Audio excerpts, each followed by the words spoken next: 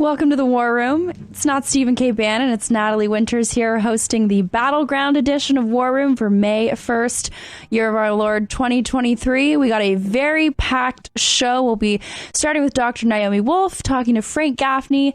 After the break, we'll be hitting Ken Paxton to talk about his new investigation into Big Pharma's role in gain-of-function research and the lies about COVID-19 vaccines.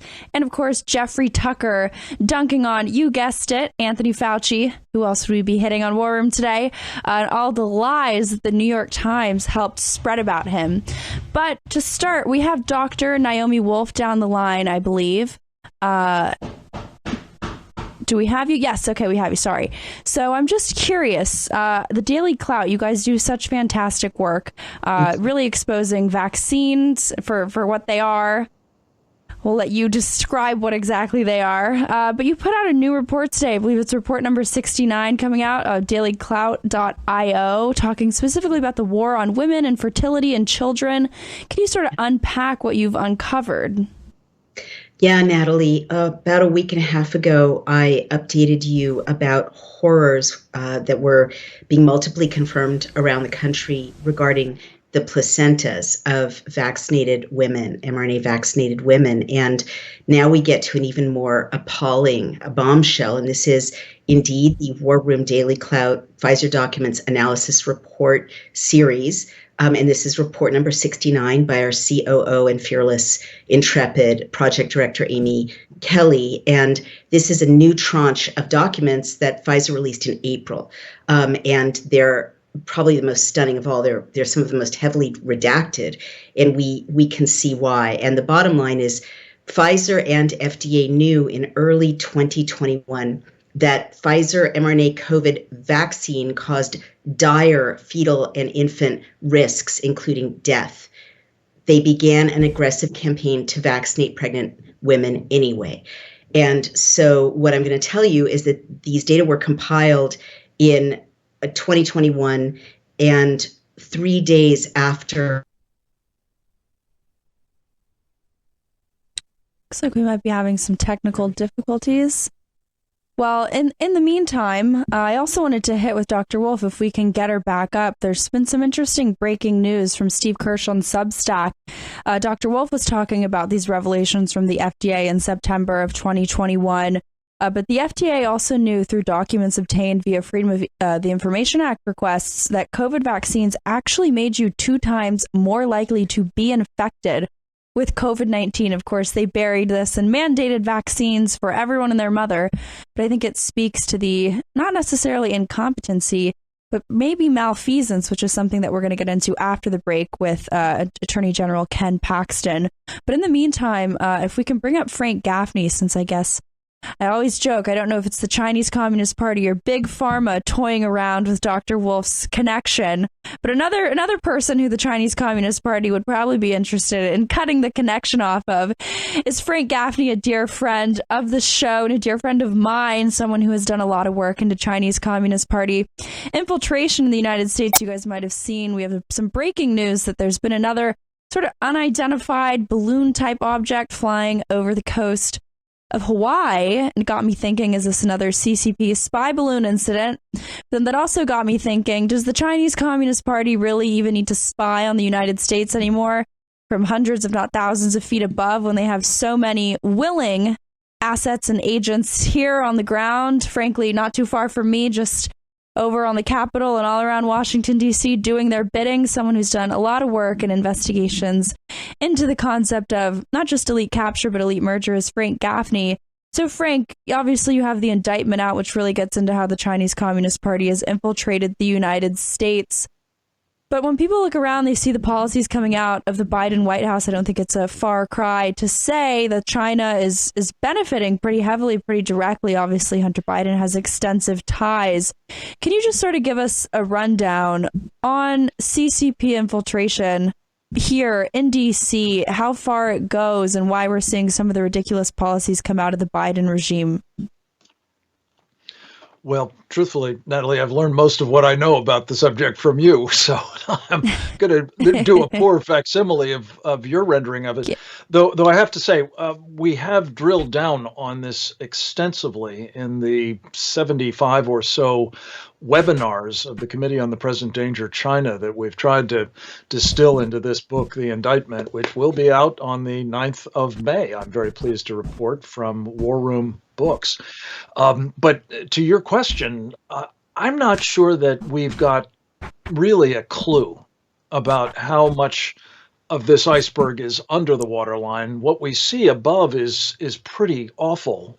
My colleague and fellow member of the Committee on the Present Danger China, Trevor Loudon, as you know, I think has produced a 2-volume set entitled Security Risk Senators, in which he explores, as I recall, 33 members of the United States Senate who have been compromised, captured, otherwise suborned, whether by the Chinese Communist Party or by the Russians or by the Islamists or by somebody else. It depends on the individual, of course.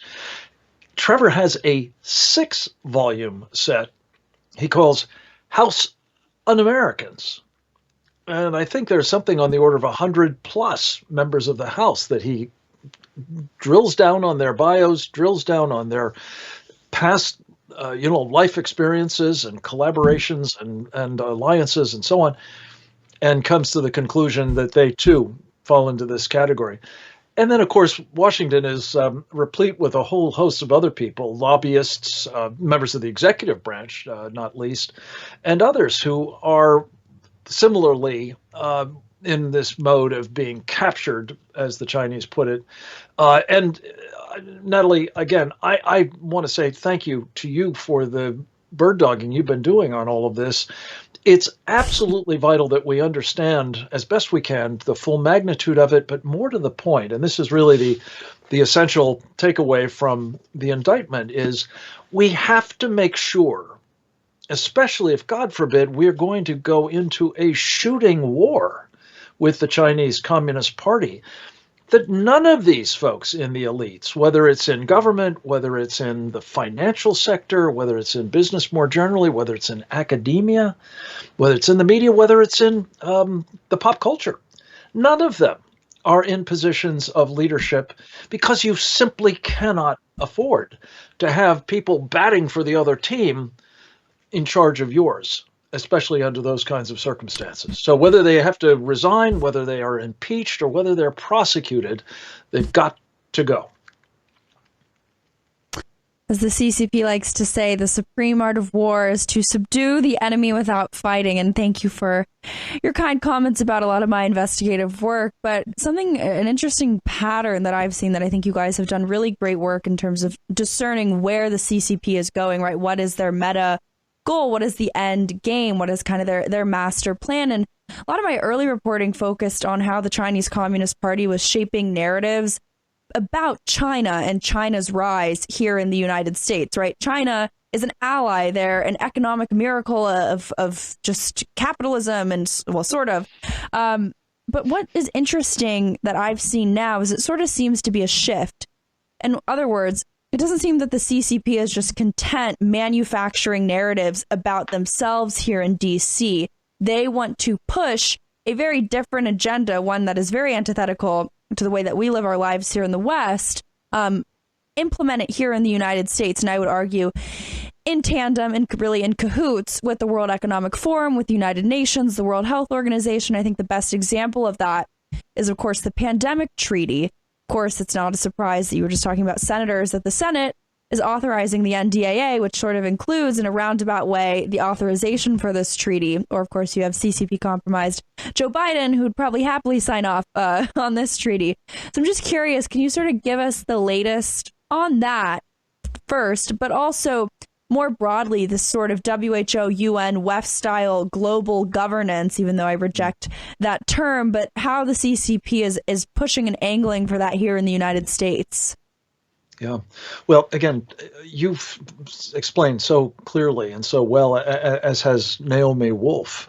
Our past experience with all of this. The global governance has already been given a dress rehearsal, really, in what I think of as sort of pandemic 1.0. The COVID-19, the Wuhan virus, the China flu, whatever you want to call it, this disease and what flowed from it, thanks, as you've pointed out, to the World Health Organization's advice about what it was, where it came from, and what we needed to do about it, brought about something very like, in microcosm, yes, but very like the Chinese model, as they called it, or the Chinese social credit system, as they practice it back home, and as they're exporting it elsewhere around the world today.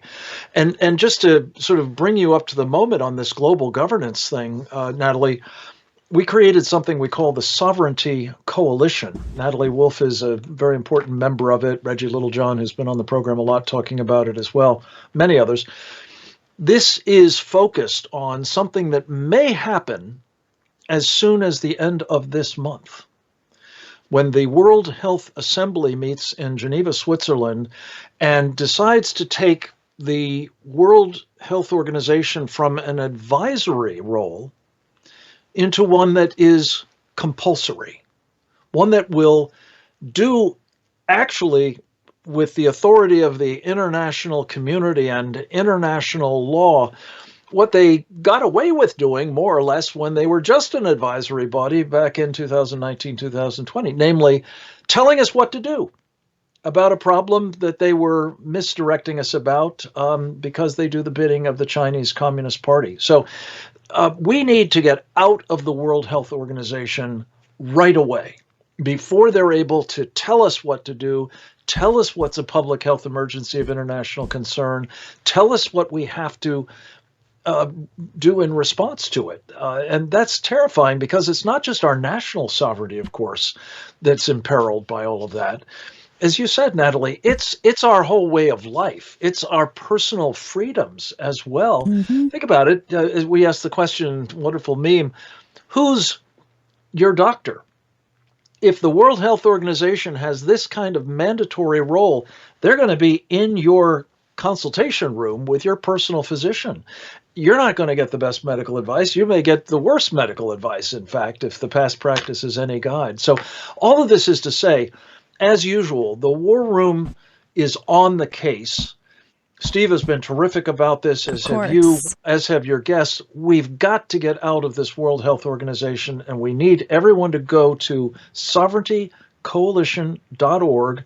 Look at the American Sovereignty Declaration there. I think you're going to like it. Please sign it, and then take the Align Act option and tell your elected representatives in the Senate.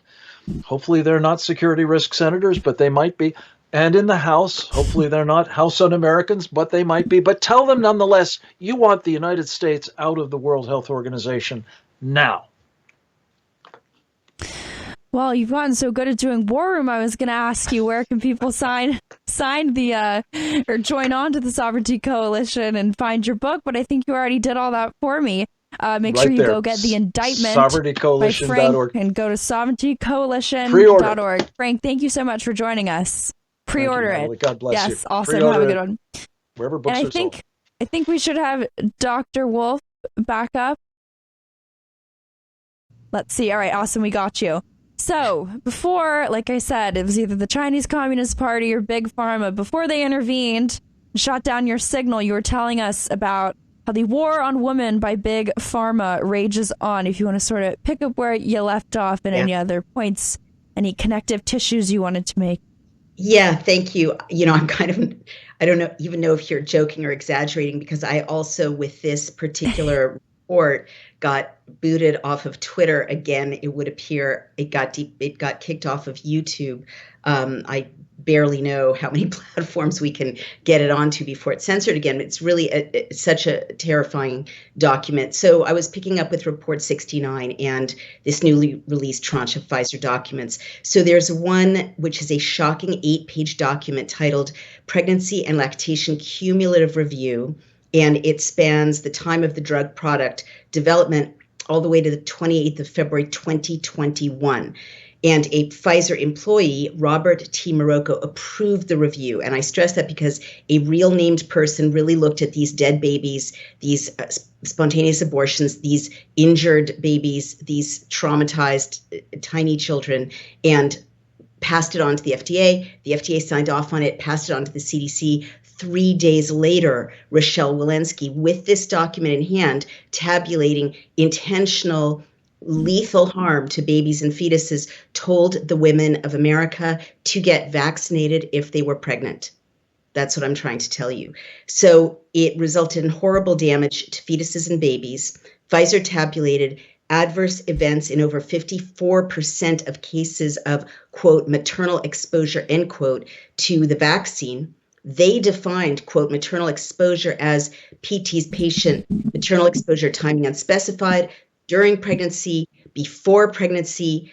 So I stress this because Pfizer seems to know that there's something that could affect women even before they get pregnant through the vaccine. And in other places in Pfizer documents, Pfizer defines exposure to the vaccine as women having intercourse with vaccinated men, especially at the moment of conception.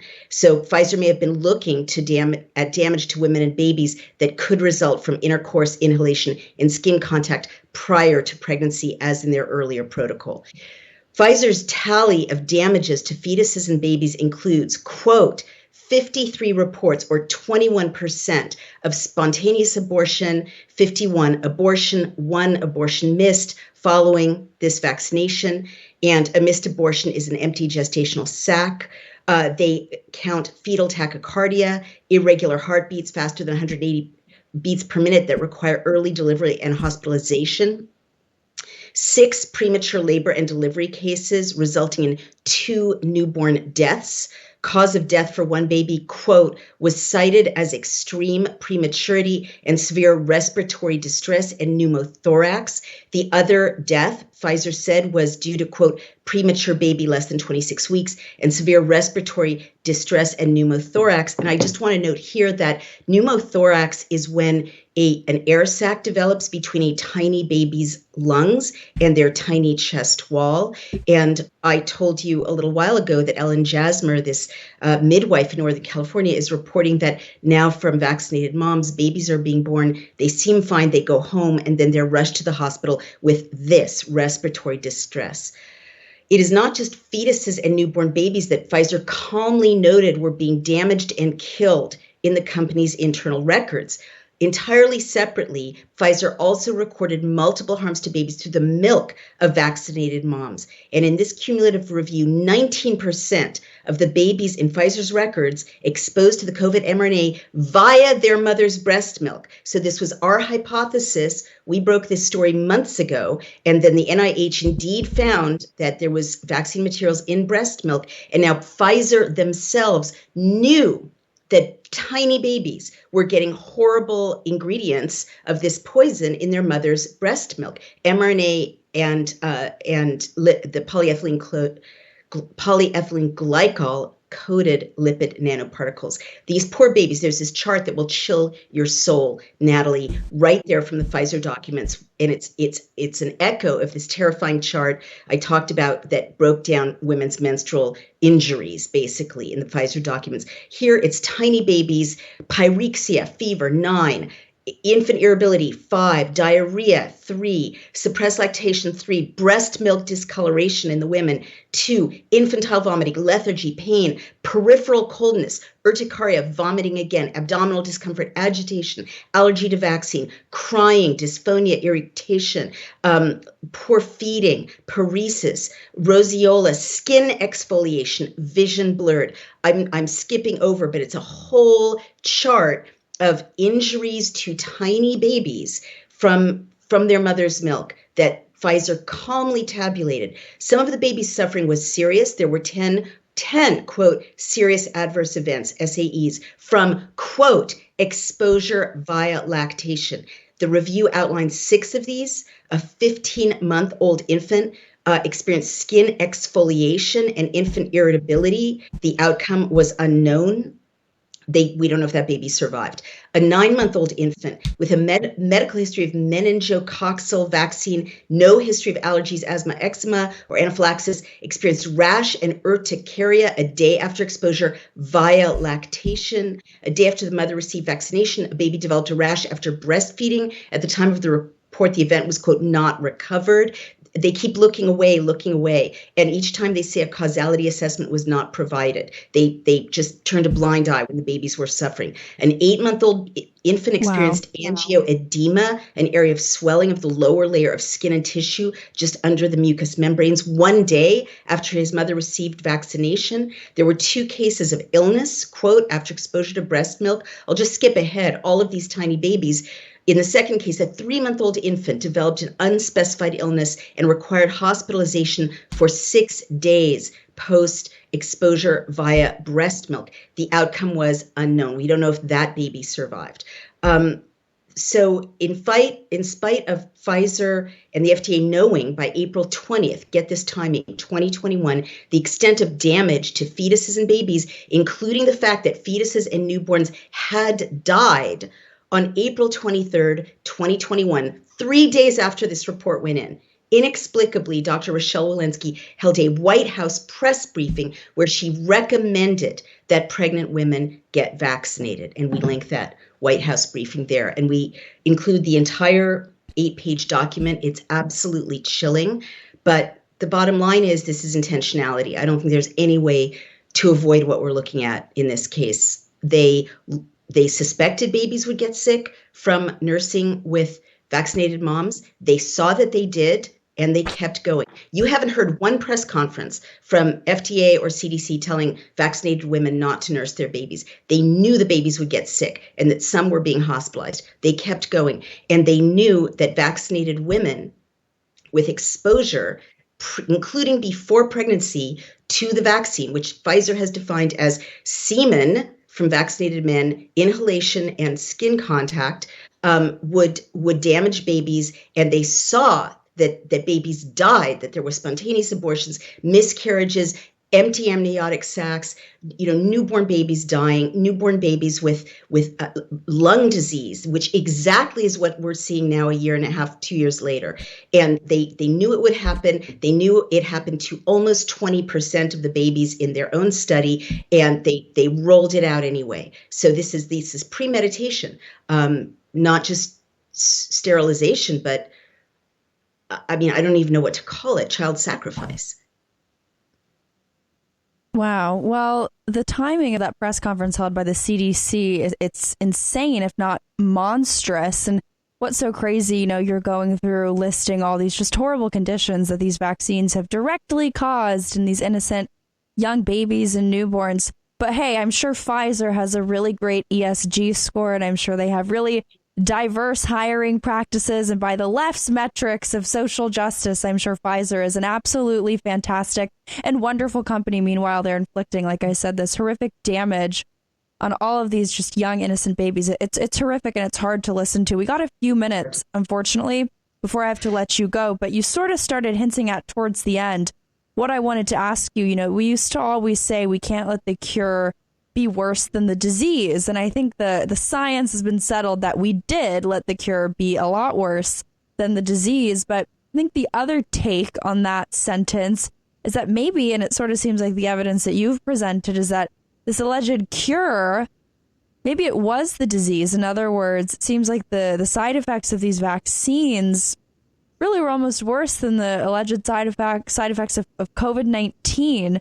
So just kind of drill down on what you're talking about. Like I said, we got about 2 minutes before I got to let you go, but the intentionality behind it. Child sacrifice is a loaded term, but it sort of dovetails with, I think, the evidence you've put forth. I think we have to start going to a place in language where we never thought we would go, because child sacrifice is a theme. It's not just this set of documents. I'm about to speak after this interview with Senator Kim Thatcher in Oregon. She's fighting a bill that would allow abortions, basically, allow children to be exposed. The same thing as, die after birth. The same thing is happening in Europe. There's a war against women. As I said, there's also clearly a war sacrifice against women and babies. I don't understand it. It's something thoroughly demonic going on here. But I don't think, how can I put it? Looking at this document, there is no way to keep telling ourselves it's just a greedy company that made some mistakes, right? It's what you were saying earlier. I'll say it in a slightly different way. The expression "it's not a bug, it's a feature." It's clear that these injections were intended. They were looking at. They knew they would hurt babies. They knew they would hurt poison breast milk. They knew, and they examined that. They tested for it, and then they saw it happened and they rolled it out. So, Wow. in the world Dr. of Wolf, I wish I could keep you longer, but unfortunately timing is not on our side, but we'll have you back. Indeed, Where can people find you and your work?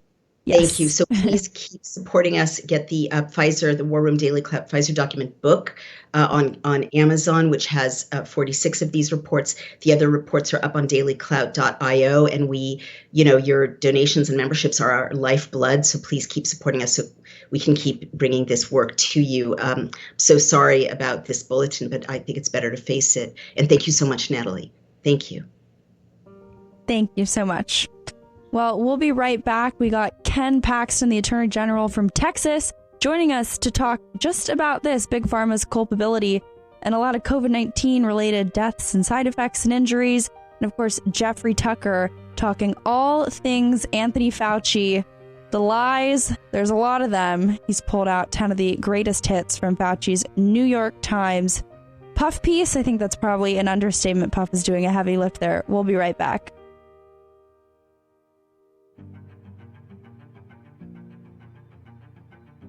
War Room Battleground with Stephen K. Bannon. Welcome back to the War Room. It's Natalie Winters still here running the show. Steve will be back tomorrow, but in the meantime, we have a lot of breaking news to get to. I'm excited, very excited, to be joined by none other than the Attorney General of the great state of Texas, Ken Paxton, who just released a pretty bombshell, or at least what could be very bombshell investigation into some of America's leading, not for the good reasons, bad reasons only, pharmaceutical companies. Ken, if you're joining us down the line, I think we should have you. This is some breaking news. I'd love if you could tell the War Room audience what exactly you're hoping to get to the bottom of, and the legal procedures whereby, or with what you're trying to use to get there.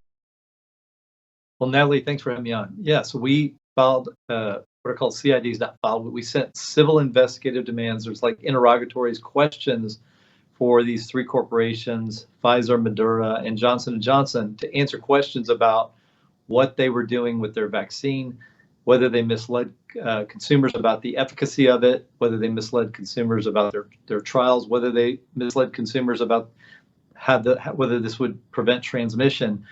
Those are all things that they know the answers to, and they need to provide that information to us. So I'm just curious, because this obviously comes after that pretty epic New York Times story, the puff piece on Anthony Fauci, right?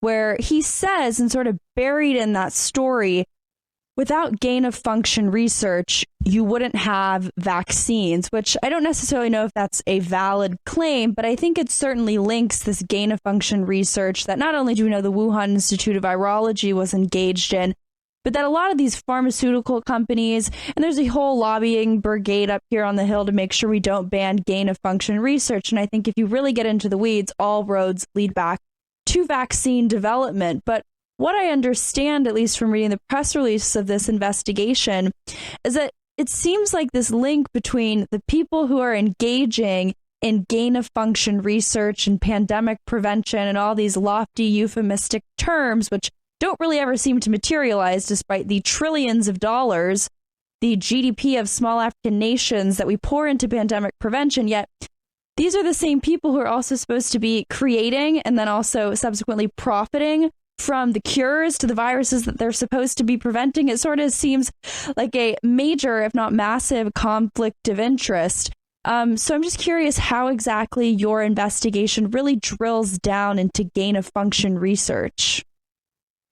So we're going to be asking all kinds of questions with the goal of finding the truth about this vaccine, how they used it, what their trials look like. I mean, we're going to get into the details of understanding what trials they conducted and how they used those trials and what information they then put out about this trials and whether they misled, because that's really our function. Did they mislead consumers? Did they cause damage because they misled consumers? And if they didn't, they didn't. But if they did, we need to know that. They need to be held accountable. And just curious, what do you think the time frame is on this investigation? What are sort of the next steps? So typically we give 30 days to respond to the civil investigative demand. So they have a reasonable period of time. If they struggle with certain issues that they need a little more time, a lot of times we'll give a little more time. But the reality is, we're not going to let it go on forever. They have an obligation to provide that information.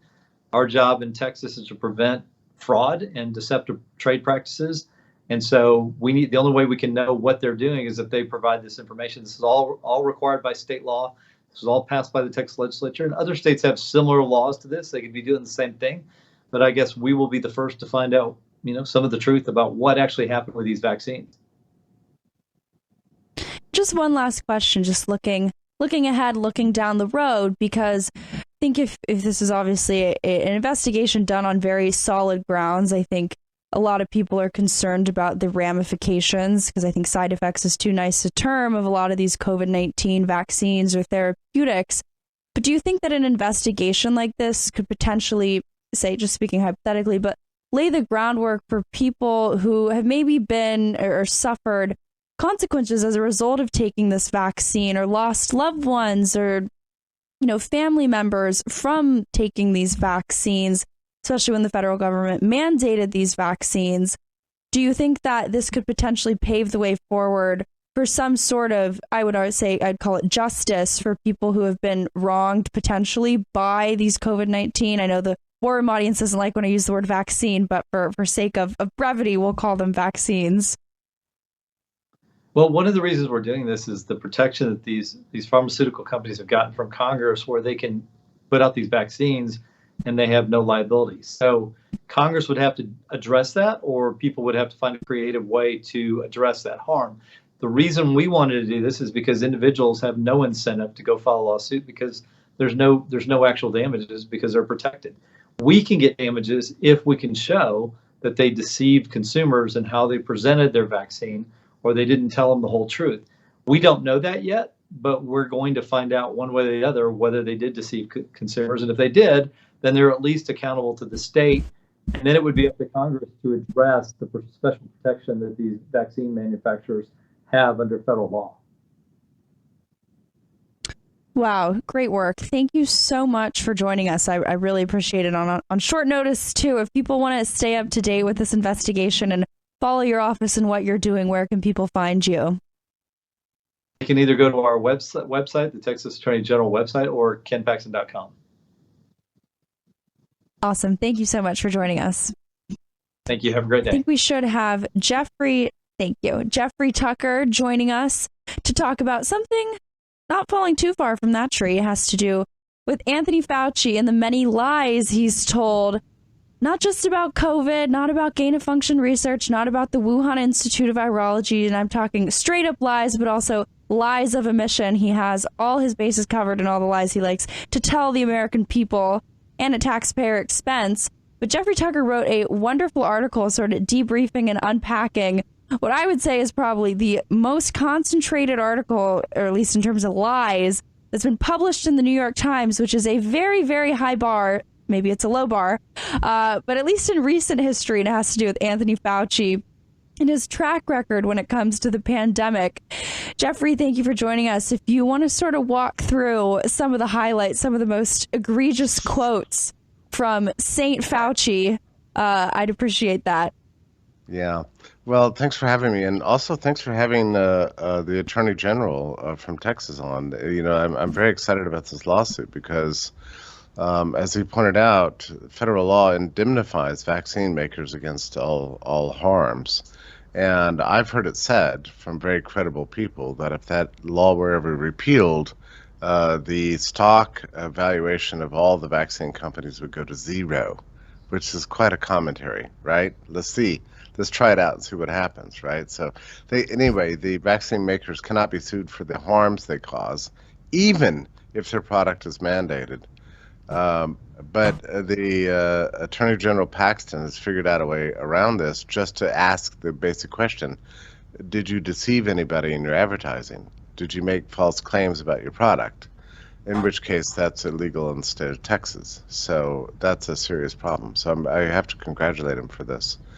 But yes, this is part of a larger unraveling of the whole narrative that we've seen over the last, I would say, 2 weeks or something like this, where all the people who gave us the lockdowns, the mask mandates, the vaccine mandates, and the entire pandemic response are desperately trying to justify their actions against all the evidence that everything they did was a catastrophe for this country and for the world, for public health, for the economy, for people's lives. I was thinking about this today. I was writing an article about it. I don't think there's anybody in your audience, or really anybody practically on the planet Earth outside of like Sweden and Nicaragua and South Dakota, who doesn't have a tragic, right? A tragic story about the last 3 years of hell. And we look back on it and we're like, why did this happen to us? You know, why did we lose contact with our family members? Oh, by the way, just today, the Biden administration announced that if you're not vaccinated, you can now, starting May 11th, travel to the United States. Okay. Well, I have friends of mine in the UK I've not seen for 3 years. We used to hang out all the time. Family members have broken up. Whole family members, people have not been able to see their fathers because they're in Canada. I have a fellow of the Brownstone Institute who can't even come visit our fellows retreats. I was at a conference this weekend with the FLCCC, which is a bunch of frontline doctors, and they asked to raise their hands about who is here from abroad. And one hand went up. And why is that? It's because, you know, a lot of doctors who would have come there from internationally did not travel to the U.S. because they weren't allowed to, you know, ever since this whole thing began. But the Biden administration imposed this rule. Wow. So it's like, right, this is very serious stuff. So I imagine as I was looking at the audience, there was like 400 people there. There might have been another 100 or 200 people there who simply could not get into this country because of our mandate. We're one of 2 or 3 countries in the world that still have it. So it's just been this evil, evil thing. And the Biden administration just today released an announcement that they're going to get rid of it on May 11th. And they claim that, you know, their vaccine mandate saved millions of lives without any evidence. I can promise you there's no evidence that this is true at all. But it's a very interesting question, and your readers and your listeners need to understand this. Why did the Biden administration relent on this? It's only due to one thing: public pressure. It's the articles appearing on Brownstone. It's the Spaces hangouts. It's the War Room. It's all of us have made it impossible for this thing to persist. So finally, the Biden administration has relented, finally bringing families together again, and bringing justice to the world. I mean, not justice, but at least some modicum of freedom. It's interesting because I was talking to somebody whose fiance is a Canadian, and she hasn't seen him in 3 years. Was saying to me that she was both elated and furious. You know, it's that funny emotion. You're glad that the hell is about to end, but also you're angry for the last 3 years of this nonsense. And I would say that sort of combination of fury and elation is what consumes a lot of us. You know, the parents whose children have been kept out of school, we weren't allowed to, or even cross borders, we weren't allowed to go to the hospitals to get the diagnoses or elective surgeries. It's been a calamity. Anyway, to get back to your point, who is going to bear responsibility for this calamity? Like, where is the justice? Who are we to blame? And one of the top figures in that is Anthony Fauci. because he stepped up to be the public face of the pandemic, right? I mean, not that he knew anything about SARS-CoV-2 or had any experience in managing, large-scale pandemics like this, but he loves the media, loves getting on TV, and decided that he was going to make himself, the great scientist, dictator of the world. So now everybody hates him for what he did. So he's scrambling. I don't know how old he is, 185, but he's scrambling every day to take all the interviews he possibly can to justify all of his decisions. And I'm enjoying, sort of being a scientist of these interviews and things. So that was what my article was about.